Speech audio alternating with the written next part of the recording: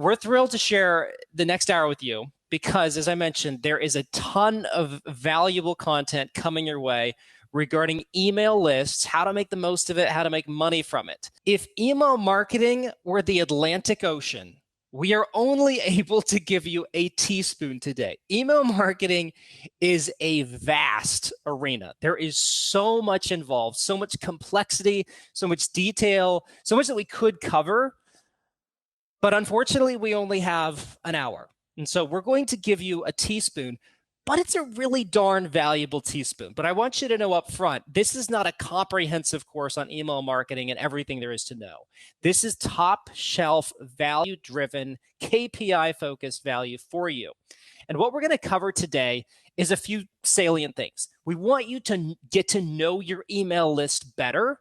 We're going to talk about the value of different lists. We're going to discuss segmentation, custom fields, tags. Now, if these descriptors are new to you, don't worry. We're going to assume that you know little to nothing about email marketing. We'll be able to show you exactly what you need to know. If you are coming from a position of more sophistication, you know a lot about email marketing, you'll still be able to derive a lot of value because we're going to go even deep into some examples of people who have used email marketing techniques like the ones that we're going to explain and have extracted immense value from them. And happy holidays to one and all. We're in the holiday season, so in the nick of time, we're going to give you some tips that'll help you to, celebrate the holidays even better with some just in the nick of time tips. Now, there's two primary things that we're going to cover in here. Section 1, thanks to Idik. Section 2, I'll be providing a little bit of stuff. But first of all, we're going to talk about the audience. And I cannot emphasize enough the importance of getting to know your audience. The real value of that will be explained later on. Idik is going to show you some tips and tricks for maximizing that. And in the second part, after Idik goes through his section, I'm going to talk about ka-ching, ka-ching. When we hear the cash register, make that dinging noise and you get more revenue in your company coffers. So I'm going to toss it over to Idik now. Take it away, Idik. Cool. Thanks, Daniel. Hi, everyone. I'm so glad that you've joined us today.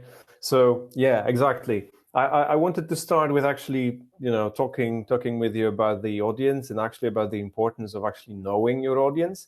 So, because very often we talk about email list, contact list, database, but we actually mean that, this is the place where actually we put all those like email addresses, right? Or just like whenever somebody subscribes, there's like a name and email address, and that's it.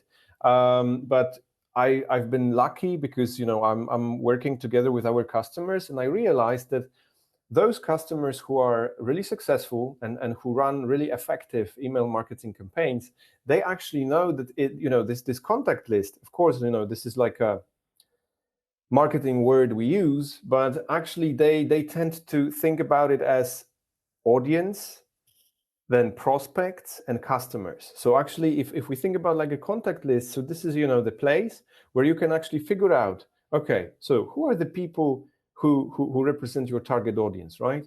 Who then, because very often these are like, people who, I don't know, they saw your ad or they visited your website.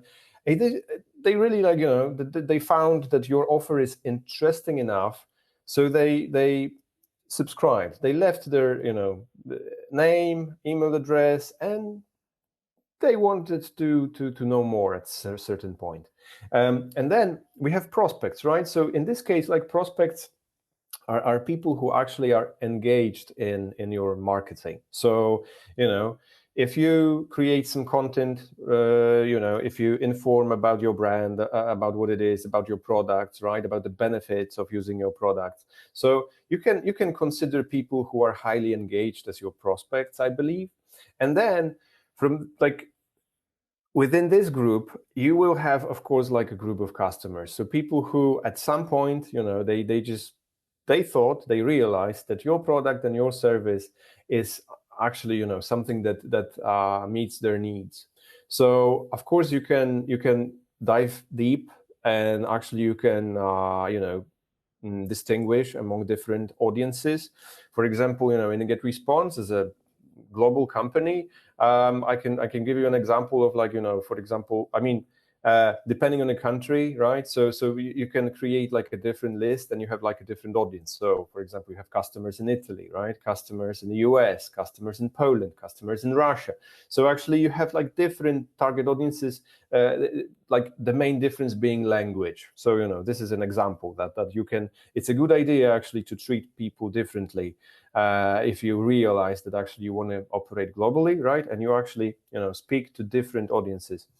And then, of course, when we think about prospects, you also, like, you know, you could like dive deeper and figure out, like, you know, okay, who are these people? What do they need? And by what do they need, I mean, like, you know, like, what are their business needs? So what is their business need? Why, you know, and what do they need to know in order to buy your product or be ready to buy? You know, what are their information needs?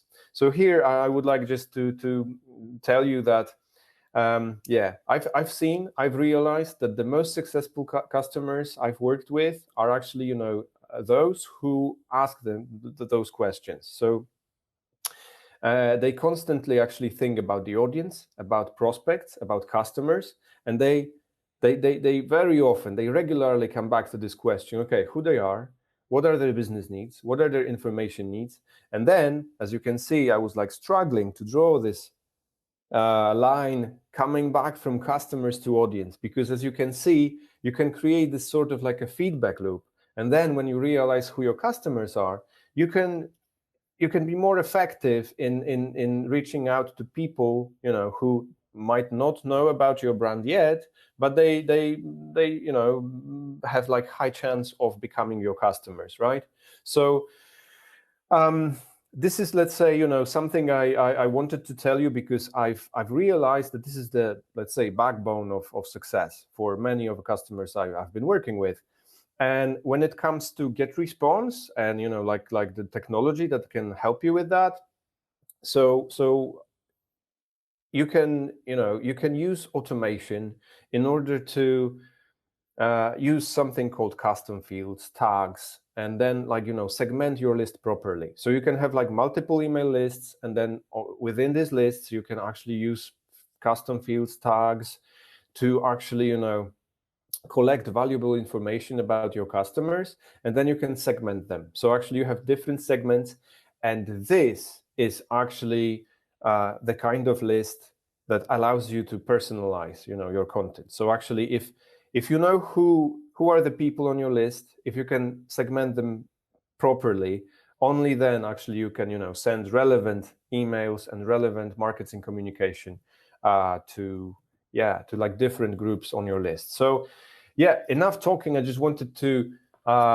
do something more engaging, I hope, something, you know, interactive. So I wanted actually to show you right away, using, like, you know, the assets that we've prepared previously in GetResponse, how it actually works. So let me share my screen with you. And now I'm typing into the chat this link to a website. I've created this website yesterday, and I wanted actually to use it during today's webinar, because, you know, you can talk about things, but I think that you need to experience that. So actually here, let's just, you know, play with it together. So as you can see, there is a website, and this website was actually created in order to just like explain the difference between a custom field and a tag. So there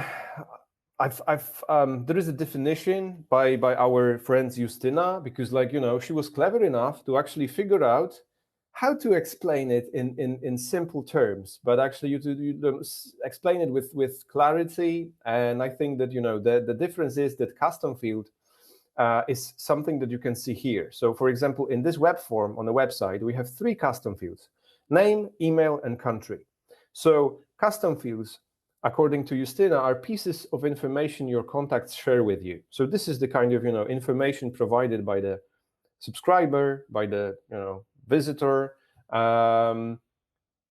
But tags represent information you assign to your contacts yourself.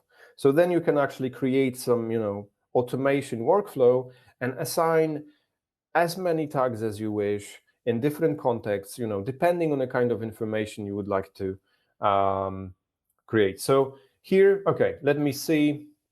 I'm jumping into my GetResponse account right now, and I'm clicking the lists here. Okay, so now I can see that 2 people signed, like filled out the form. Thank you so much, guys. This is great because now as we can see that my email list is growing, and I wanted to show you something before actually I jump into the email list.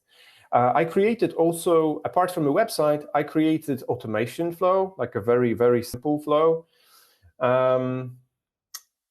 Okay, and it is as follows. So whenever somebody subscribes to my website, I assign a tag engaged webinar attendee. And thank you so much, guys, for subscribing, because we have prepared something special for all the engaged attendees today. So yeah, thanks a lot. And as you can see, I've used automation.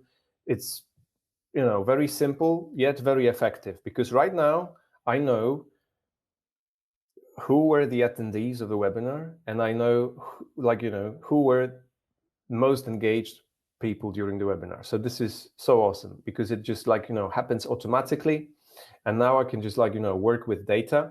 So I'm going back to the lists here. Okay, we've got 4 people. So thank you, because I can see that people are still signing up. Okay, what happens if I click the list? So here are the people who subscribed. I'm clicking this email address, and here we have something that we call a contact card within GetResponse.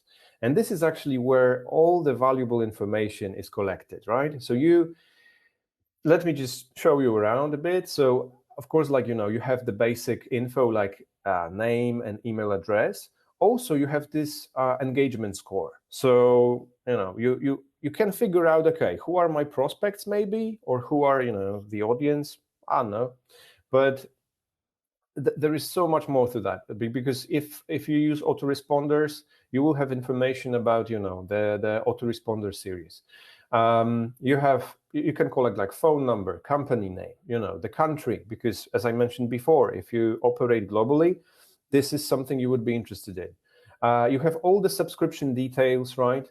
And here you have custom fields, because I've added this one to my form with country. So I know that Edek, who joined yesterday, I know that he's from Poland, and then he's got this tag, engaged webinar attendee. So for example, I could create a segment for all the engaged people during the webinar, and I can send them something special, or I can actually treat them as VIPs from now on. So this is cool.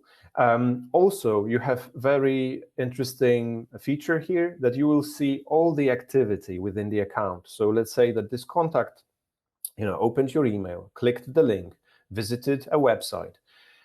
You will see the history of engagement here. So this is actually what we meant, that email list might be your business, like biggest business asset, because switching from like a generic contact list as a kind of, I don't know, container of names and email addresses into an email list that actually informs you about your target audience, about your prospects, about your customers, it really makes a difference, because then you can use content in order to actually provide people with everything they need in order to make a decision about the purchase of your product or service. So brilliant. Thanks so much for being. Okay, let me just go back and let me see if anybody else. All righty, so we have 5 people right now. Thank you so much. Okay, we have 10 people actually on the list. Nice. Thank you. So you can expect something special, but I guess that Daniel is going to tell us more about it in a moment. But thank you so much, guys. This is what I wanted to show you, actually, that this is what we meant by solid email list that becomes your business asset. We meant that you can use like a website, you can use automation, and then make sure that you collect valuable information about your audience, so then you can use it in order to personalize your communication. Cheers. Over to you, Daniel. Awesome. Thank you, Idik. So what Idik just shared may be a little like, whoa, what the heck was all of that? He went into this system, he was looking at this software. So I can give you one piece of advice to figure out, how do I do exactly what Idik did? Get into the software and try it out. Okay, that's really the best way to do it. What Idik just showed you is possible for anybody to do. If you know how to point and click a mouse, you can do exactly what he did. There are some complex things that GetResponse can do, and I'm going to show you some of those complex things, using like those arrows that he was showing and the flows and stuff. But don't be scared by the complexity. An email list is actually a very simple thing, but there's so much that you can do with that. What I want to get into next has to do with making money. Okay, how do you drive revenue from that audience that Idik just showed you? So, in the first place, I want you to be assured of this fact. And this is a fact that I didn't just draw out of thin air. It's a fact that's based on data. And GetResponse has been doing this for over 20 years. Your email list is the fastest and the most direct route to making massive amounts of revenue. There's a little picture of Warren Buffett to get kind of dollar signs in your mind and think about all the money. But I also want to provide, with that great capitalistic assertion, I want to just address the ethics of this for a moment. Okay, you did not join an ethics webinar. But that being said, I don't want you to feel bad about this, because an email list is one of the most ethical marketing methods. Why? Because those people that are on your email list chose to be on your email list. They volunteered themselves to receive correspondence from you. Secondly, not only did they volunteer their name and their email address, which is a pretty significant thing to hand over in today's day and age, but they have also continued to remain part of your email list. They have not clicked the unsubscribe button yet. They have not clicked the spam button yet. So you can continue communicating with these people. And as you are continuing to communicate with these people who have opted in and chosen to be part of your email list, you are engaging with them. So these aren't simple faceless automatons sitting out there in the ether. These are actually humans, flesh and blood, who are reading the content, who are getting to know you, and you are getting to know them. As Idik just showed you, you have contact cards on everybody who's opting into that email. You can do some ethical stalking and find out, okay, where are they? What's their language? What's their segment, etc. So this is an ethical method of generating revenue. These people want to hear from you, and they want to purchase your products or service. And if they don't, that's fine. That's their loss. That's their choice. So don't be afraid of the fact that this is a legitimate and ethical method of making money. But I want to clear up a few things. Rules. What are the rules to making money from email marketing? Rule number 1 is know your audience. Rule number 2 is refer back to rule number 1. Everything begins with the audience. So as many bells and whistles and cool things we're going to show you today, it's all about your audience, okay? Getting to know them, understanding them, finding out what they want, what they need, who they are, what their desires are, and really focusing on the audience as opposed to just shoving a product or service in their face. So those are the rules. And yes, this may sound a little bit like Fight Club, but we're trying to be really nice about it at the same time. So thanks for that comment, Rick. So how easy is it to make money from an email list? Now, I have been in this industry for about 12 years, and I get these emails from talking heads. Jeff Bezos, thanks for participating in the webinar today. We appreciate your attending. I know we have a lot to share with you, Jeff. But that being said, I've gotten these emails from people, and they're saying, I sent one email and I got $162,000. Okay, sounds great, but that's largely fiction. Is it true that they sent one email and may have generated 6 figures? Yes. But the fact of the matter is that was a process.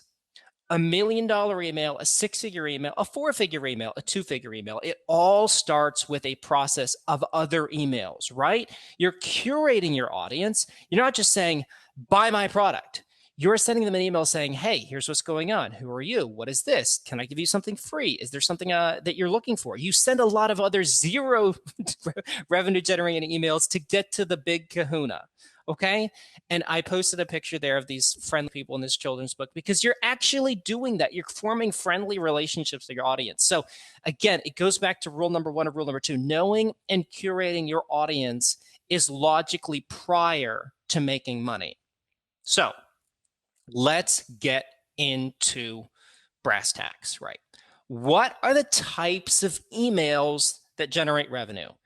And of course, I'm going to give that broad disclaimer. It just depends. I know that's a big disappointment. I'll get into specifics, but yes, it does depend. Okay, because if you're IKEA and you want to sell sofas, then you're going to send a certain type of email. But if you are Rick and maybe you're selling a consultation service for taxes or accounting, it's going to be a totally different type of email. Okay. So every industry is different, and therefore the emails that you send are going to be different. Secondly, though, if your email has a call to action that has the potential to generate revenue. Okay, now the acronym in the marketing world is CTA, call to action. A call to action is very important because you're actually creating an email that is asking the customer, the prospect, to do something.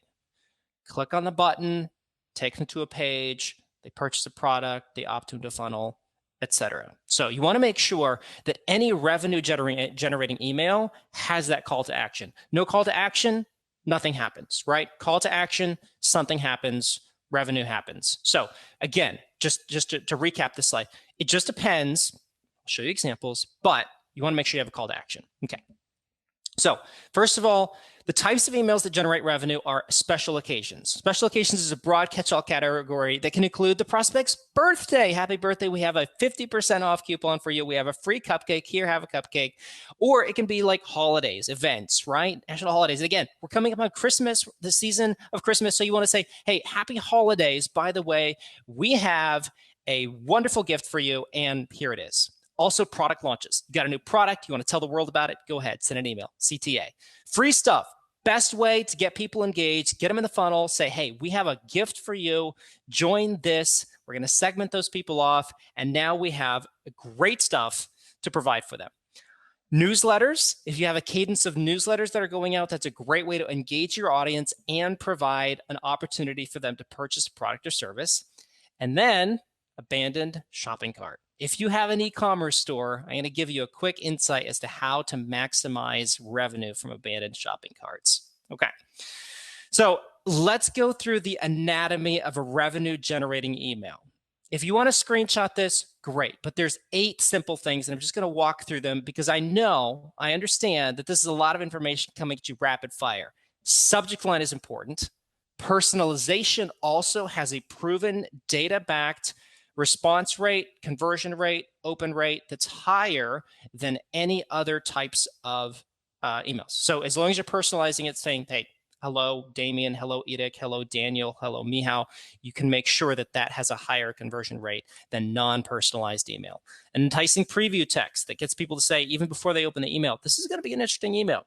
Number 4, conversational copy, right? Don't sound like a robot. Speak to the people as you'd be speaking to them face-to-face. 5th is split testing, A/B testing. That is something that we provide. You're testing subject line number 1 and subject line number 2. Pick the one that converts better and send that to the rest of your list. Segmented list is key. Edith went through this, and that is one of the most powerful things that you can do. Finding the people within your list that are most likely to buy, that have a certain demographic feature. You want to make sure that you're segmenting lists to be able to generate as much revenue from that list as possible.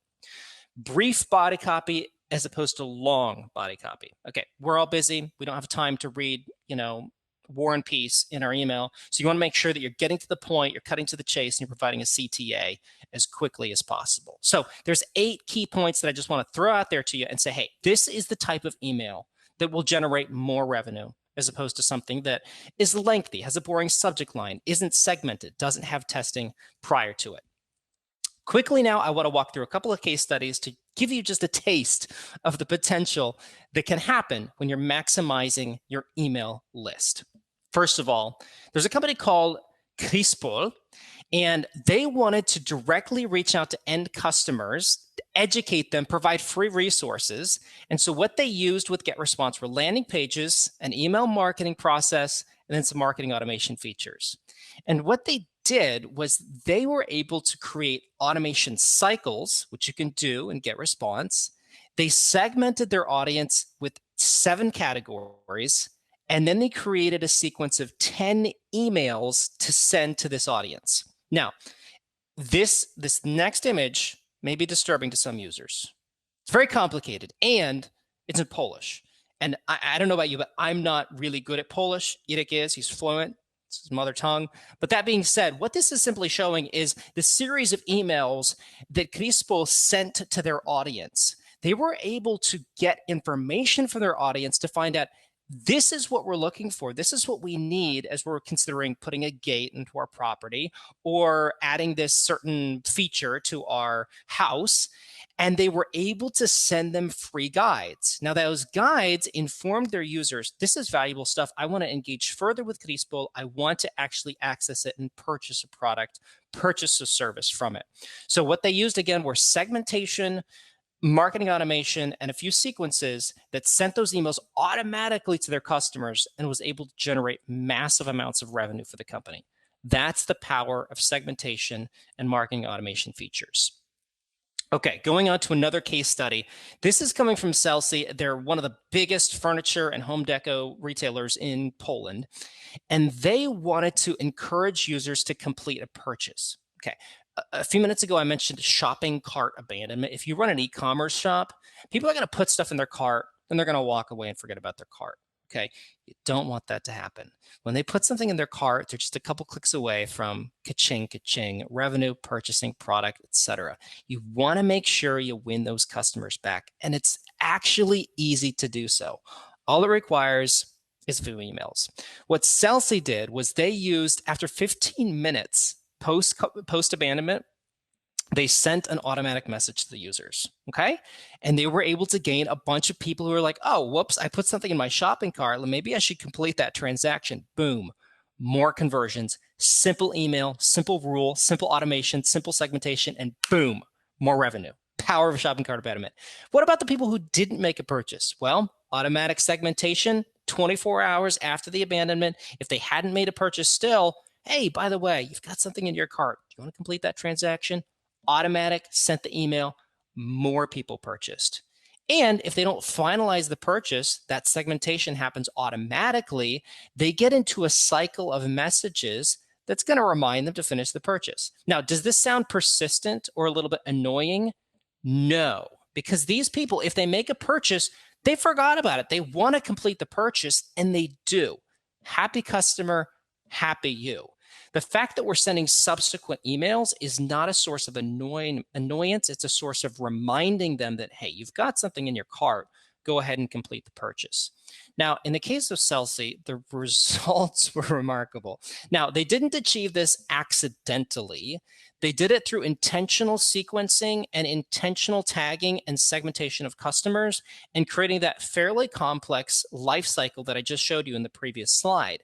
But what it did was their conversion rate grew by 202%. And that includes customers who reviewed with 5-star reviews.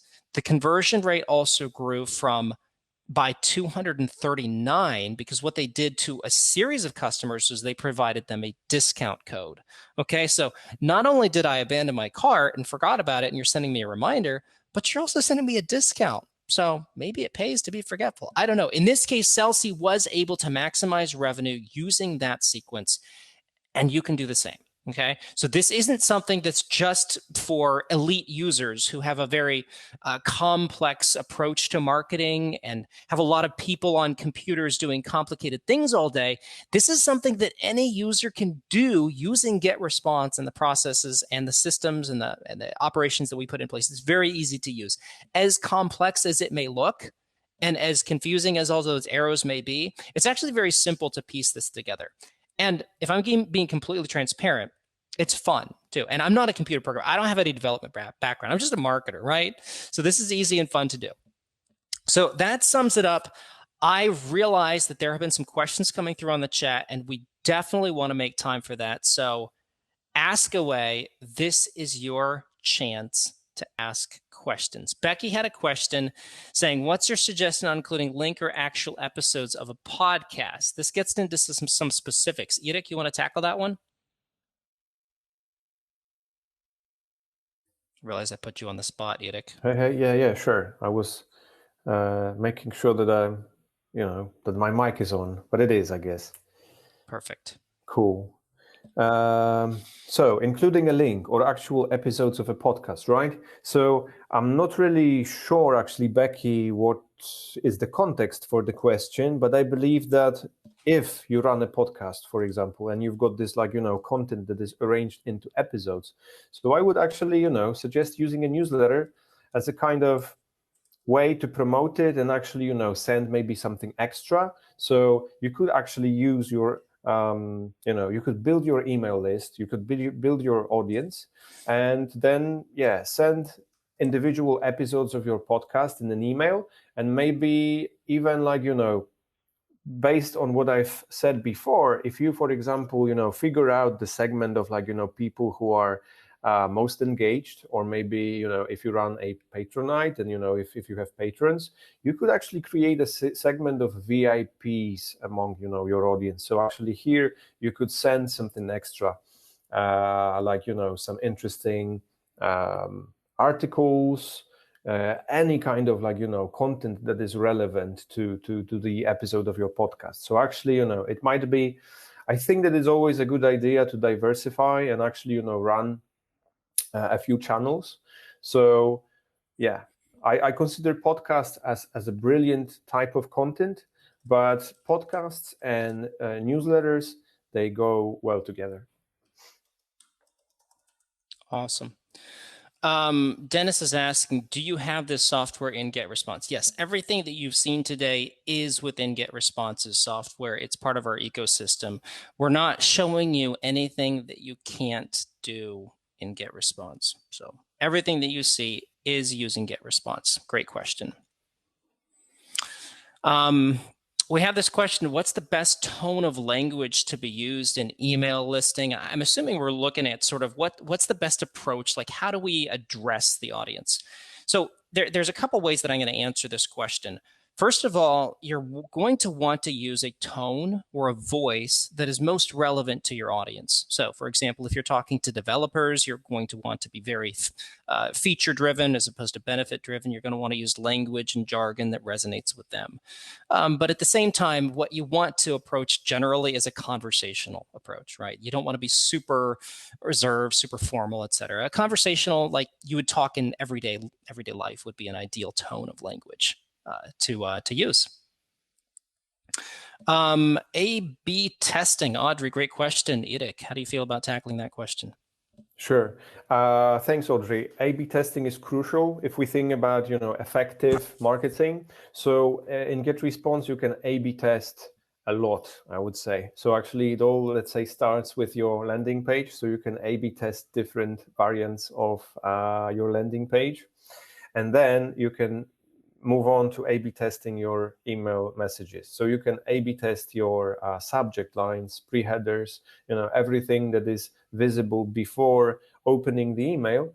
And then you can also A/B test different variants of content.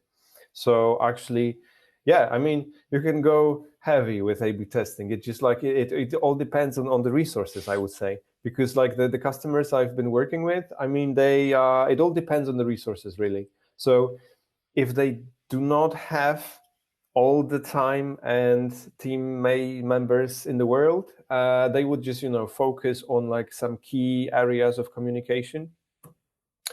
But very often, I mean, what is also very important is actually being able to join the dots from email open or even subscription to revenue. So you need to just figure out this kind of path that is the most profitable, and then I would suggest A/B testing this path. Good. Damien has a question about what's a good or average open rate for emails. And again, it's we could share a lot of data on open rates and click-through rates, et cetera. But what GetResponse does every year is we send out this massive survey. We crunch the data, and we found that some of the best open rates are above 80%. Which, if you send your email to 100 people, 80 of those people are going to open it. I'll go even a little bit deeper, and I'll mention too that click-through rates hover around 20 to 25%. And again, I don't want to be the guy that says it just depends, but it does just depend. It depends on your subject line, it depends on your industry, it depends on the size of your list, it depends on the quality of your list. You want to make sure you're cleaning your list too from time to time, scrubbing it of any emails that are, bouncing back, that are dead emails, that are no longer valid. But 80% is an ideal range to shoot for. Now, if you're down in the 20s, don't be disappointed. That's just part of growing as an email marketer and understanding your audience and getting to know them better.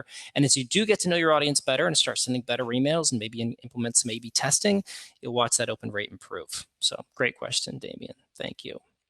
Thanks. I just also wanted to add that remember that this is the average open rate. So, the average is, well, represents, like everybody like together. So I'm laughing because it reminds me of one time I had the pleasure to talk to a customer who was really disappointed, and they told me that, well, because that our open rates are down, our click-through rates are down, and I said like, wow, what happened? So just tell me more. And then because open rates are 60%, and our click-through rates, they rarely go above 30%. And I was like, okay, so you're still well above the average. So just if I think that if you use automation, and if you use all the technology that is available right now, so you can easily go beyond the average. Cool. Michelle has a question about ideas on aggregating data across all types of sends. I'll attempt to answer this based on what I think the question is, and then Idik, you can take a stab at it if you want. But for every email that you send, there's a detailed metric overview in GetResponse. So you'll be able to look at all the analytics for any email that you send. Any thoughts on that, Idik? Maybe some texture to the answer there. Well, there are like different approaches to that, but I would, for example, like focus on basically different types of emails. So let's say that you run like your regular newsletter with content, but then you have also like promo emails or some maybe more product or service oriented emails. So I would differentiate these two groups for sure, and then I would just observe. I would focus on like a message and the audience. I would try to tie the message to the audience and the engagement. So I would. It's actually one of the ideas is if I were to, because this is a great question, but I've got this like ocean spoonful situation going on right now, because like I could talk for hours here, but I think that I would recommend creating some categories for the kind of emails you send, and then work from there. So first group your messages, perhaps by like with a goal, right? What is the goal for a certain message? So if it's like a product promo, then it's one group. If this is like content, this is the second one. So that would be my approach, to actually at first just to group the emails by the goal and by the contents. Good. Seeing a question from Dennis, my brother in South Carolina, about where can you find these links? Anything that you need, anything that you're looking for, you can find within the GetResponse software. And it kind of demoed that briefly, but once you get in there, and of course you can, this is entirely free. Okay, we're not asking you to spend a lot of money today. We're asking you to spend absolutely nothing, unless of course you want advanced features and additional sophistication, but you can start using GetResponse free forever. So no strings attached. All those links are within the software itself. I'm going to show this question from Mr. Damien. It says, it sounds like this could take a lot of time. Do I need to hire an email marketing specialist? Yes, I will say that it could take a lot of time. That being said, the email software within GetResponse is very easy to use. It's intuitive. It's not extremely hard to learn. So within about 30 minutes, I would say you'll be able to know how to use the software in its basic form. And you'll be able to send emails, you'll be able to segment emails, you'll be able to look at your list, you'll be able to understand what's going on. So the essence of the answer to this question is no, you don't need to hire an email marketing specialist. That's what we're trying to avoid with GetResponse. Try to make your marketing operations as streamlined and as simple as possible. And by way of reminder, GetResponse is not just an email marketing platform, okay? The whole goal is here to integrate all of your marketing operations under one umbrella. So we have landing pages, we have website builder, there's webinars, there's so much more that you can do with GetResponse than just email marketing. And the real power to that is that you can have integrations from, say, a landing page to an email list to a download, and you can be able to integrate all of that with just a few clicks. So to answer to your question, yes, it could take a lot of time, but it's very easy to use. And secondly, you don't need to hire an email marketing specialist because this is so easy to use that you'll be able to be up and running in a matter of minutes. And I'm not exaggerating there because I've used this before. And again, I'm not a super intelligent or sophisticated person. I know how to click, and that's what I do. Okay. So, something that really helps at the beginning are templates. So in GetResponse, you will have templates for your emails, templates for landing pages, websites. So this is something that I've seen that actually really reduces the time needed to create any kind of marketing campaign. So here definitely if you can start yourself, you can start using the templates and just customizing them a bit, but at some point in time it's a good idea actually to hire an email marketing specialist, but it's also a business decision because at first you see that okay, I've used GetResponse to grow my email list, and now I have more customers, and they are paying me more, so I have more revenue, and I have a solid salary for an email marketing specialist. So actually, this is this is what we recommend. It's like you can start with GetResponse free, and then you just build your list, grow your business, and at some point, it's just your business decision. Should I hire one email marketing specialist or 10? Good. Good. We have a question here. Will we get any trial period for all the services you offer in the paid plan? Idik, you want to take that one? Sure. So actually, you can try with when you sign up for the GetResponse free plan, you will also be able to check the paid versions. And then you will be able to actually figure out, okay, do I need this feature or not yet, right? So actually, you still are able to check what's available in the paid plans. Good. Okay, so a question again from Dennis: are there videos in the system? Not entirely clear what type of videos you're offering. We do have a webinar feature to the software. That's what we're using right now. You're experiencing GetResponse's webinar software. Yes, obviously you can publish videos on your website. You can include email links to videos in your emails. That's something that's completely accessible.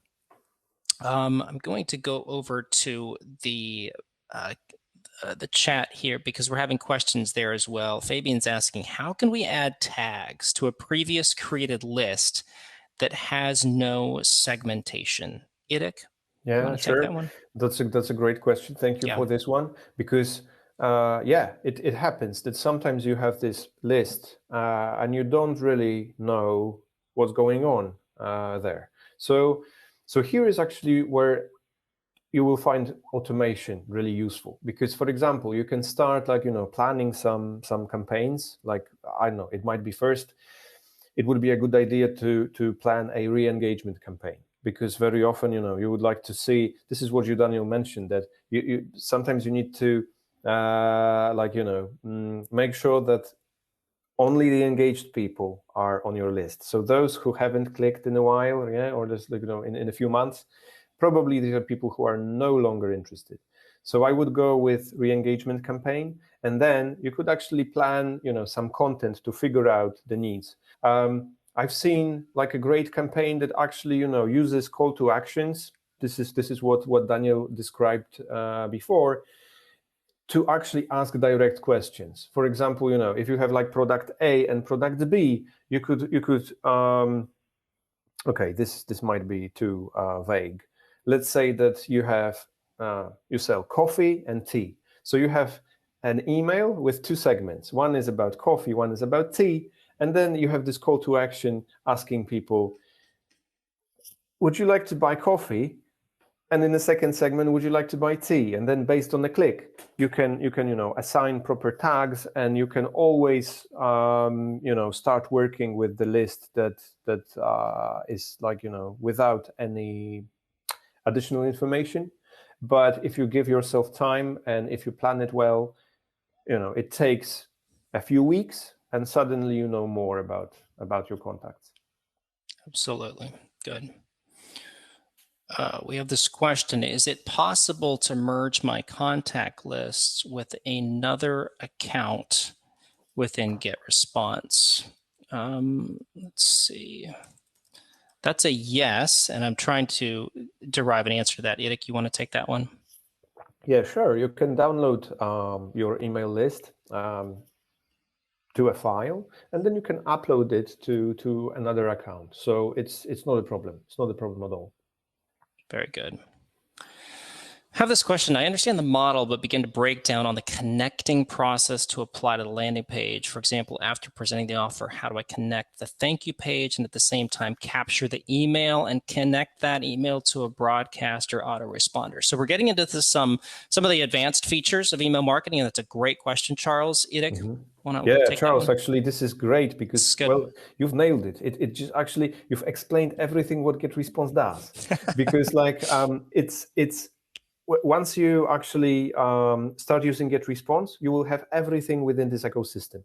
So the thing is that you can create a landing page, even based on one of the templates that we provide, and then automatically it comes with a thank you page. What's more, there is also integrated web form. So whenever you can publish your landing page in minutes, and then you only assign a proper email list. So whenever somebody subscribes, whenever somebody fills out the form on the landing page, they immediately land on your email list, and then you can send emails to people on the email list, right? So this is a great one, because this is exactly what you will find in GetResponse. But Charles, you're evidently a power user. Thank you very much. I just had to share this one. Thank you. I'm glad the feature is back. I contacted support about it, so I appreciate it. Love GetResponse. Yes, I'm virtue signaling here by posting this question, but I do want to point this out because this brings up an important point. There's got to be some questions about how do I do X, Y, and Z in a very detailed way. Well, I have good news for you. We have an award-winning customer service team. Collectively, they speak pretty much any language that you can ever possibly imagine. Idek himself is a polyglot. We have a member of our team who speaks 6 languages, another member of our team, and I'm just talking about my particular team consisting of 6 or 7 people who speak 7 languages. I speak 1. But a little bit of Spanish, a little bit of Swahili, and a little bit of this and that. But the fact is, regardless of the language that you speak and regardless of the question that you have, yes, you can contact our customer service team and they will answer your question 24/7, 365, real people. So definitely, if you have concerns, if you have questions, please ask, because we will answer. We have time to answer a few more questions. I'm going to go ahead and show this one from Steve. How does one test their email funnel? This is going to go to you. I have GetResponse, and I used my emails. GetResponse would not let me use it to run a test and wouldn't let me remove that email so I could use it for a test again. I sense some frustration. Idek, you want to approach that one? Sure. I mean, I can feel the frustration as well, because I'm also a huge A/B testing enthusiast. But I think that here we are talking about the conversion funnel. So let me just, because the whole idea of a conversion funnel is actually to, create this, let's say, quickest path towards something. So the idea behind the funnel was that you can easily integrate the features that are available in GetResponse and reach a certain goal. This is why originally conversion funnel was not meant for A/B testing, because we wanted to use it as a sort of like again, like a template for people who want to, start with GetResponse really fast. We wanted to make sure that people who run their businesses and they don't necessarily have time for, like, marketing initiatives, that they are able to create a landing page, create this basic communication, and then, for example, like sell their product, right? So this is why you don't have all those A/B testing capacity within the funnel itself. But what you can do is actually you can use automation, and you can use all the things that you created, and like switch to automation, and then you can actually plan some heavy A/B testing. So I totally understand your frustration here, and I'm really happy that you actually are right now in this moment of your life where you are actually able to move from conversion funnel to automation and explore. So this is what I would suggest here. It's like, just go beyond the funnel and create, some automations, and just do the A/B testing within GetResponse, because like the funnel was actually meant to, quickly set up a certain process and to achieve a goal as quickly as possible. Good, good. And again, Steve, it sounds like you're a power user. You know what's going on, you know how to use the software, and I think you're going to be able to find a way to get past that hurdle. Again, if you have any detailed questions, definitely reach out to the CS team. They're going to help you. We have time for one more question. Rick, thanks for asking this. He's asking about links in an email, the number of links. Say you're talking about a webinar and a product. Is deliverability affected by the number of links? Actually, no. Deliverability has nothing to do with the quantity of links. However, I'm going to mention this when it comes to links, because links suggests call to action. Okay, you want people to obviously click on that link because there's a CTA involved there. My suggestion is to include 1 and at most 2 CTAs per email.